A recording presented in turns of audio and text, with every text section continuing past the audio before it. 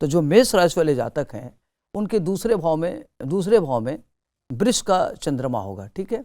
तो वृष का चंद्रमा उच्च का होता है, तो जो वृष का चंद्रमा जब उच्च का होता है तो वो मन का कारक है, तो व्यक्ति अपनी इमेजिनेशन को रियलिटी में बदलेगा, लालित्य कला से धन अर्जित करेगा और अकल्पनीय कार्य को करेगा। अगर उसने प्लानिंग किया कि हमको बड़ी उपलब्धि अर्जित करनी है, धन अर्जित करनी है, अपने प्रतिभा को जागृत करना है, तो उसके लिए बहुत बढ़िया अपने प्रतिभा को जागृत करके आगे बढ़ेगा।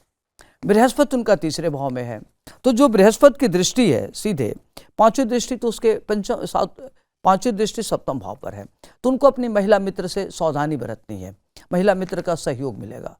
पत्नी की हेल्थ को लेकर के थोड़ी चिंता हो सकती है, तो पत्नी की हेल्थ पर विशेष ध्यान रखने की जरूरत है। नवा भाव को देख रहा है तो आपका भाग्य बहुत अच्छा होगा, भाग्य से आपके सारे कार्य अच्छे होंगे।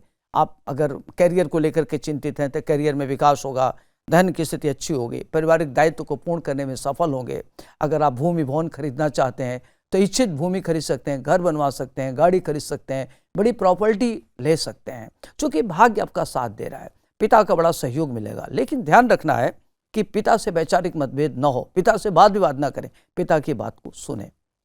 और आपका जो एकादश भाव में कुंभ राशि का राहु है, तो आपकी धन की स्थिति बहुत अच्छी होगी। अगर आप व्यापारिक हैं, इंडस्ट्रीस्ट हैं और बड़े लेवल पर कार्य करते हैं तो आपकी धन की स्थिति बहुत अच्छी होगी। धन दान के क्षेत्र में बड़ा कार्य कर सकते हैं और माली हालत अच्छी होगी।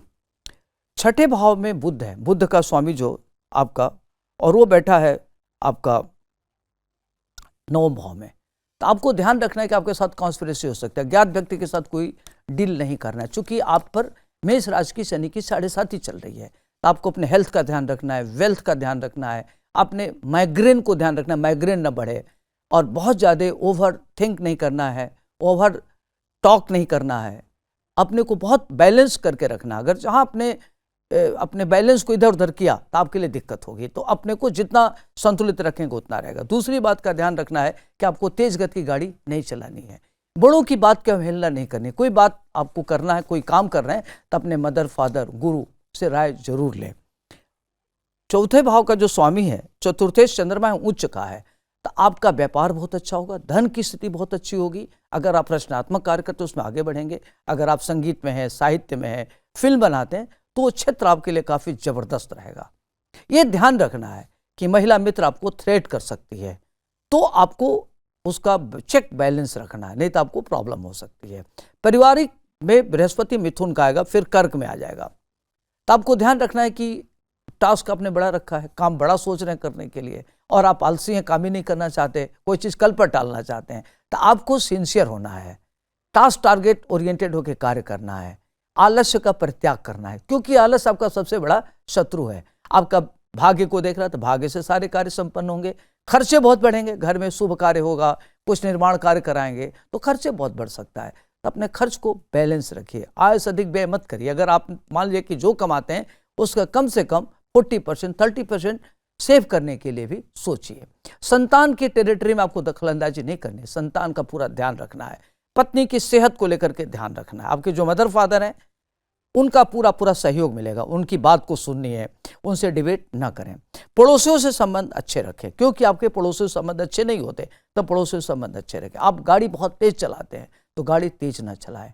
कृषि क्षेत्र में अगर आप व्यापार करते हैं तो आपके लिए बहुत अच्छा, तो देखा जाए तो मल्टी डायमेंशनल फील्ड से आप बहुत अच्छा कर सकते हैं। जी, उपाय क्या है सर मेष राशि वालों के लिए? देखिए, आपको सावधानी ये बरतनी है कि अगर आपका बड़ा टास्क है तो हार्ड वर्किंग होइए, कोई चीज़ कल पर मत टालिए, बड़ों की राय जरूर लें। आपको क्या करना है कि आगे बढ़ना है, कार्य करना है, तो आपको एक तो प्रातःकाल जब आप उठें तो अपने माता पिता का चरण स्पर्श करें, स्नान ध्यान करने के बाद सूर्यदेव को जल चढ़ावें। सूर्यदेव को जल कैसे चढ़ाएंगे?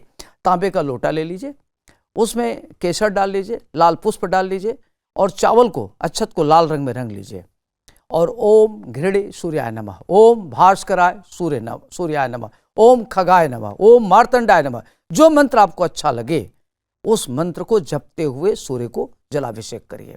इससे आपके नेत्र की ज्योति बढ़ेगी, आपको सफलता मिलेगी, आप भाग्यशाली बनेंगे और आपका बौद्धिक क्षमता तीव्र होगी और प्लानिंग जो भी करेंगे उसमें सफलता मिलेगी। तो ये आपको पूरे वर्ष भर सावधानी बरतनी है।